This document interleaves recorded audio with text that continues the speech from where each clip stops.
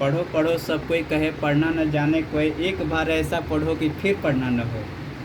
देखो द्विघात समीकरण हम लोग को पढ़ना है, एनसीईआरटी है, 10th क्लास का है। और यह द्विघात समीकरण जो होता है इसका डेफिनेशन सबसे पहले होता है क्या कि यहाँ पे देखो कि द्विघात समीकरण का सिंबल होता है ax² + bx + c।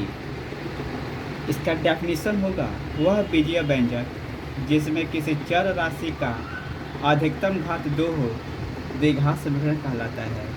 As for example, जैसे x² 4x² - 5 2x² - x + 4 1/4x² - 9y²। यहाँ हम देख रहे हैं कि घात जो है चर राशि का मैक्सिमम अधिकतम 2 ही है। यहाँ 2 है, यहाँ भी 2 है, यहाँ भी 2 है, यहाँ भी x का पावर और y का पावर, दोनों में मैक्सिमम पावर 2 ही है। ठीक है, इस प्रकार there are so many examples for this quadratic equation.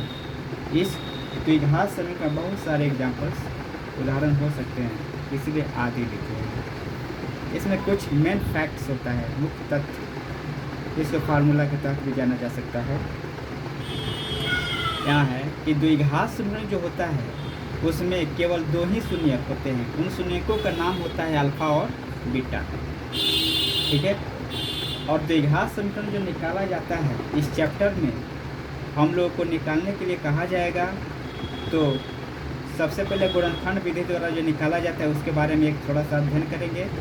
एक रिलेक्स है कि x² + bx + c = 0 अगर दिया गया हो तो a और c दोनों को आपस में मल्टीप्लाई करते हैं, गुणा करते हैं, उसके बाद एलसीएम निकालते हैं और इन्हें ही जो संख्याएं प्राप्त होती है अभाज्य संख्या ही मिलेगी। वे अभाज्य संख्याएं जो प्राप्त होती हैं उनको 2 पार्ट्स में डिवाइड कर देते हैं। उन दोनों को या तो ऐड करने पे या फिर सब्ट्रैक्ट करने पे, यानी जोड़ने पे या घटाने पे हम देखते हैं कि क्या करने पर b का मान आ जा रहा है। जो यहाँ b का वैल्यू है वही वैल्यू यहाँ पे आनी चाहिए। अगर आ गई इन दोनों संख्याओं को जोड़ने या घटाने पे, जोड़ने पे आएगी तो उन्हीं को लिखेंगे यहाँ, या घटाने पे आएगी तो उन्हीं को लिखेंगे।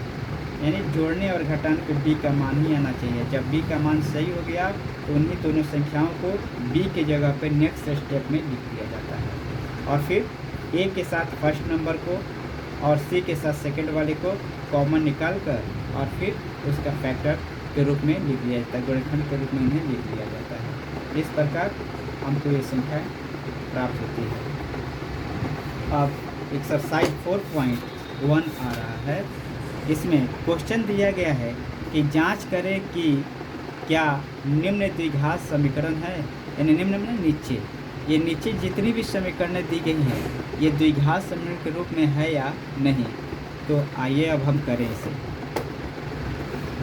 हम देखते हैं एक्सरसाइज 4.1 है, 4.1 है, क्वेश्चन नंबर 1 का 1, यानी 1 का 1, x + 1 का होल स्क्वायर = 2 × x - 3, यानी x + 1 का होल स्क्वायर = 2 × x - 3 है।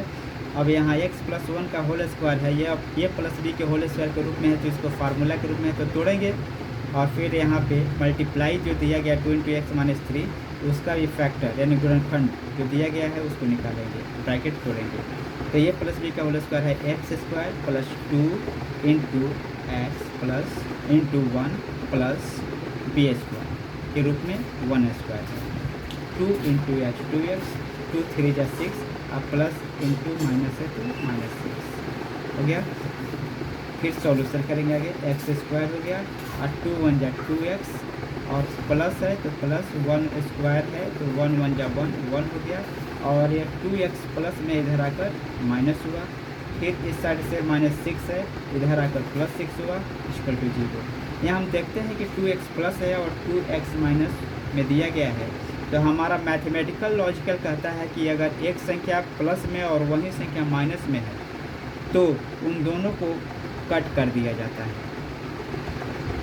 घटा दिया जाता है। घटाने के बाद जो संख्याएं प्राप्त होती हैं बचती उन्हें लिख दी जाती है। तो यहाँ x² बचा +1 + 6 + 7 हो गया = 0। हम यहाँ देखते हैं कि x का मैक्सिमम पावर 2 है, इसलिए हम कह सकते हैं कि देयरफॉर यह द्विघात